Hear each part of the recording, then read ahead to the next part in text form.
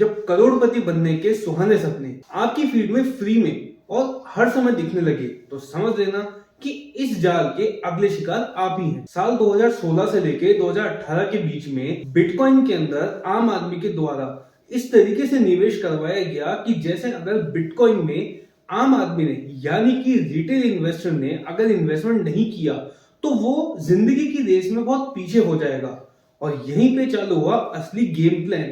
क्योंकि जो बड़े बड़े इन्वेस्टर्स थे जिन्होंने 2016 से पहले क्रिप्टो को ले रखा था, उन लोगों ने उस पीरियड में क्रिप्टो रिटेल इन्वेस्टर को बेच दी और वो अपना पैसा बना करके निकल गए। फिर अचानक से यहाँ पे क्रिप्टो का मार्केट धराशायी हो गया और जिन लोगों ने क्रिप्टो के अंदर पैसा डाला उन लोगों का पैसा फंस गया। फिर कहानी का दूसरा पार्ट आता है साल 2020 में, जब स्टॉक मार्केट साइडवेज चल रहा था। तो यहाँ पे हुआ यूं कि जो बड़े बड़े इन्वेस्टर्स थे उन्होंने अपना पैसा स्टॉक मार्केट में डालना स्टार्ट किया और जब उन लोगों ने स्टॉक मार्केट में पैसा डाला तो स्टॉक मार्केट में अचानक से बूम आ गया, जैसा कि हमने इंडियन स्टॉक मार्केट के अंदर भी देखा था। फिर उसके बाद में जो रिटेल इन्वेस्टर थे हर तरफ उनको एक ही शोर सुनाई देने लगा कि अगर अभी स्टॉक मार्केट में पैसा नहीं लगाया तो सब कुछ हाथ से निकल जाएगा। और फिर हुआ यहाँ पे रिटेल इन्वेस्टर के साथ में एक और गेम, क्योंकि उन्होंने 2020 से लेके 2025 तक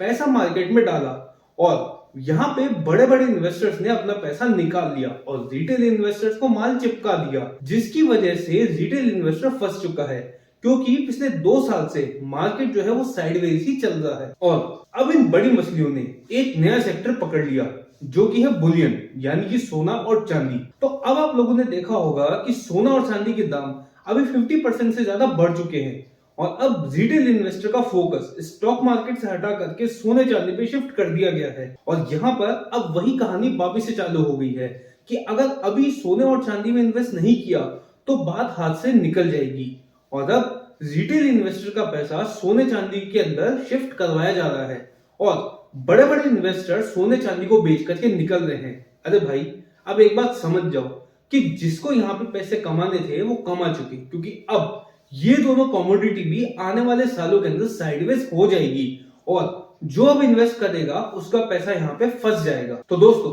अगर आपको लगे कि आज इस रील से अगर आप लोग के कुछ फंडे क्लियर हुए हैं तो आप लोग इस रील को दूसरे लोगों के साथ में जरूर से शेयर कीजिएगा। और हाँ, एक बात का ध्यान रखिएगा कि ये भारत ही नहीं,